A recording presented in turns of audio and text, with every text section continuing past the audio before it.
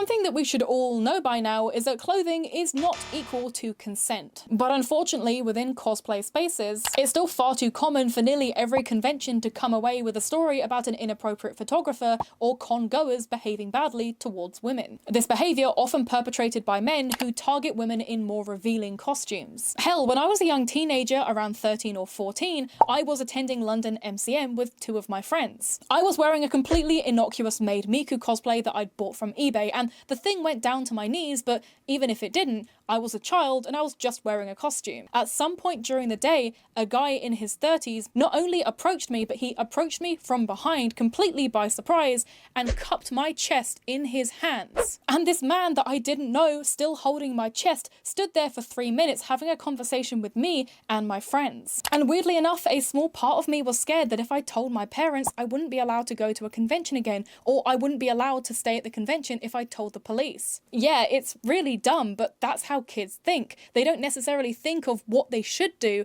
they just think about the consequences for them. This behavior isn't as rare as we'd love to pretend it is. And for whatever reason, more than 10 years later from my own incident of having this happen, the issue still persists with very little done to actually stop it happening. And I also feel like this lack of intervention or better protection of all ages attendees by conventions has inadvertently allowed puritanical misinformation to spread amongst newer gen and younger cosplayers. Those who have to deal with creeps with very little support, and assume that this is a new issue that is mostly caused by the rise of cosplay OF creators. There are a lot of videos circulating around, mostly made by teenagers, claiming that OF and E-thought cosplayers are the reason that they get harassed by creeps when they're trying to enjoy a hobby, saying that cosplaying is primarily for kids. And I won't lie, it's easy to empathize with these young people, with these kids, especially as I was a teenage girl who experienced physical SA. But the thing is, cosplay is not consent. Women who go clubbing in itty-bitty booty shorts and a cute crop top are not the reason why men think it's okay to spike your drink. But yeah, it's common sense to not cosplay a child character when it comes to doing adult content. Nor should you be using all ages public events or spaces when it comes to filming certain content to promote adult lines of work. But this narrative of blaming hot cosplayers who also happen to be adult workers for being the reason as to why men feel it's okay to harm women is entirely missing the point and setting the community backwards. I do believe that conventions should be safe for everyone. The cons and community need to do a better job of holding perpetrators responsible for their individual actions, rather than once again blaming a costume or occupation for how somebody else chooses to treat you.